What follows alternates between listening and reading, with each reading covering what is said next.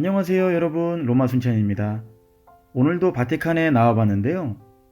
로마는 보통 11월, 12월부터 우기죠. 비가 자주 오기도 하고 흐린 날이 이어지기도 하는데요. 비가 내리는 11월 어느 날 혹은 흐린 11월 어느 날 하고 싶은 이야기가 있어서 바티칸에 들어와 봤습니다. 무슨 얘기가 하고 싶냐고요? 사실 별 얘기 아닐 수도 있는데요. 그래도 영상을 끝까지 봐주시면 좋겠습니다. 이 복도를 지난다고 하면 어디로 가고 있는지 눈치채신 분도 계시겠지만 조금만 기다려 보세요. 자, 이제 다 왔습니다. 들어갑니다. 이미 예상하신 대로 라파엘로의 방들 중에서 가장 마지막에 그려졌지만 박물관 동선상 가장 먼저 들어가서 만나게 되는 방, 콘스탄티누스의 방에 들어왔습니다. 십자가의 계시란 그림을 시작으로 서기 312년 숙적인 막센티우스를 무찌르고 진정한 로마의 주인으로 거듭나는 콘스탄티누스의 전쟁 승리 장면, 그리고 임종 직전 교황 실베스트로 1세로부터 세례를 받는 콘스탄티누스의 모습까지 화려한 색감으로 채워진 그의 일대기를 만날 수 있는데요. 1517년 교황 레오 10세가 라파엘로에게 주문하지만 그림은 그의 제자였던 줄리오 로마노와 프란체스코 펜니에 의해서 완성됩니다. 바로 이어진 다음 방에선 기독교의 기적을 상징하는 일화들로 채워져 있는 벽을 보게 될 텐데요. 1263년 당시 보헤미아 출신의 베드로란 이름의 사제가 성체와 성혈에 대한 의심을 품고 있던 중 믿음을 다잡기 위해 방문했던 로마 볼세나에서 체험했던 성체 성혈의 기적을 담은 벽화가 유명하고요. 1511년 율리우스 2세 교황 치세 당시 이탈리아 반도를 위협했던 프랑스 군대와 같은 외세의 간섭에 대한 신의 보호를 상징하는 그림이라고 합니다. 그리고 빛과 어둠에 대한 라파엘로의 뛰어난 색채감을 만나볼 수 있는 베드로의 탈출. 이 그림과 관련된 내용은 지난번 영상을 참고해 보시면 좋겠습니다.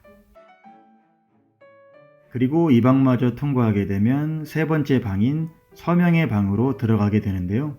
교황 율리우스 2세 집무실이자 서재였던 이곳에서 각국의 외교 사절들은 교황 율리우스 2세를 아련하기 전 무릎을 꿇고 충성을 맹세했다고 합니다. 충생!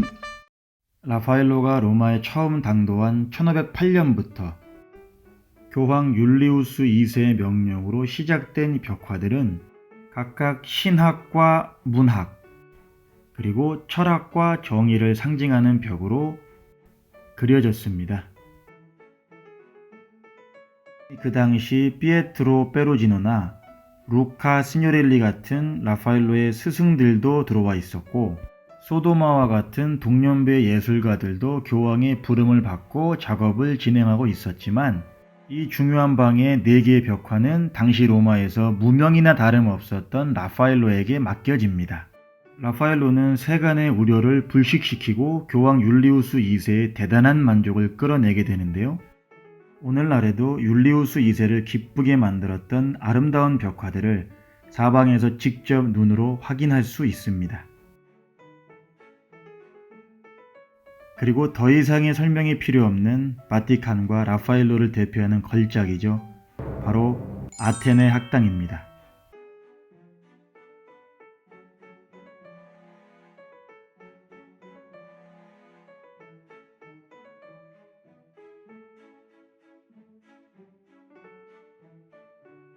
예전에 가장 큰 화폐였던 50만 리라 뒷면에 그려져 있는 그림이기도 한데요. 앞면에는 라파엘로의 자화상과 빌라 파르네지나의 갈라테아의 승리가 그려져 있습니다. 다시 그림으로 돌아와 본다면 철학을 상징하는 방인 만큼 아테네 학당을 무대로 수많은 철학자들이 모여있는 모습을 볼 수 있는데요.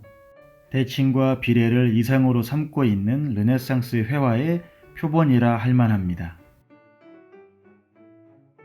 손가락을 하늘로 향하고 있는 플라톤의 얼굴엔 레오나르도 다빈치를, 계단 아래 턱을 괴고 무언가를 적고 있는 헤라클레이토스의 얼굴로는 미켈란젤로를 그리면서 두 선배 예술가에 대한 존중을 표하고 있기도 합니다.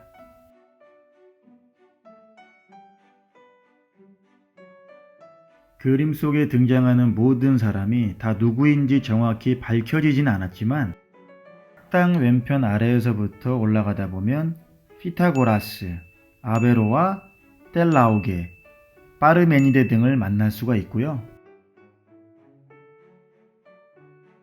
한 무리의 군중들 앞에서 여느 때처럼 열변을 토하고 있는 소크라테스의 모습도 만날 수 있습니다.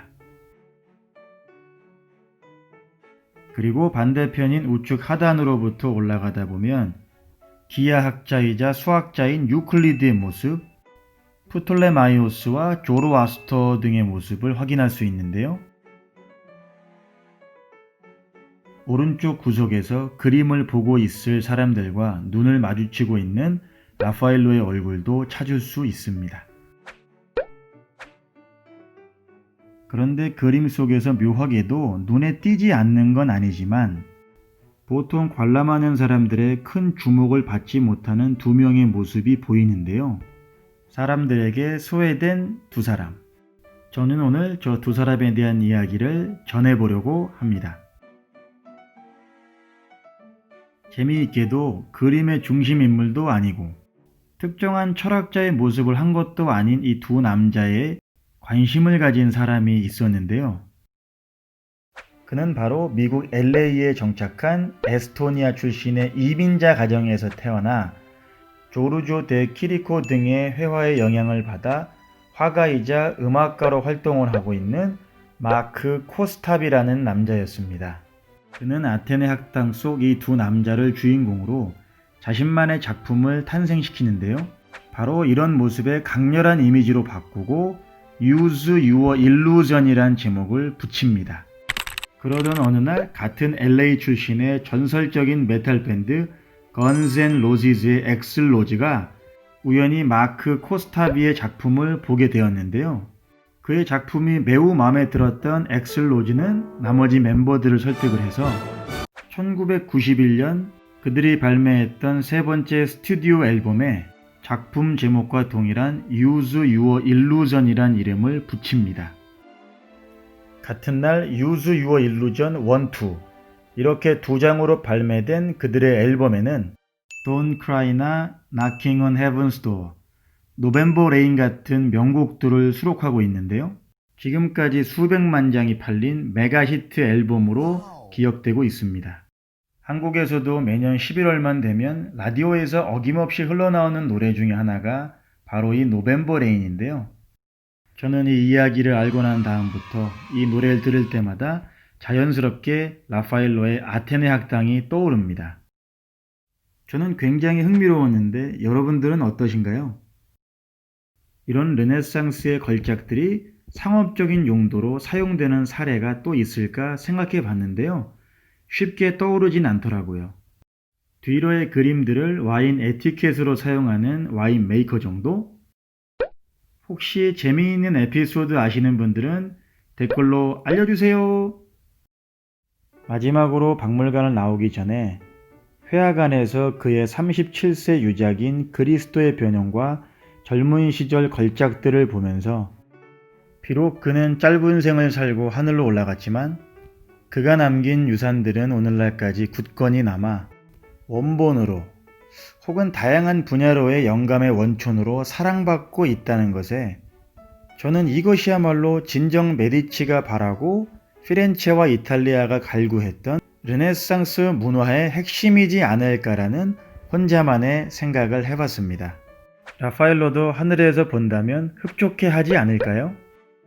자, 오늘은 11월 하면 떠오르는 노래 노벤버 레인과 바티칸 하면 떠오르는 그림 아테네 학당에 관련된 이야기를 전해봤는데요.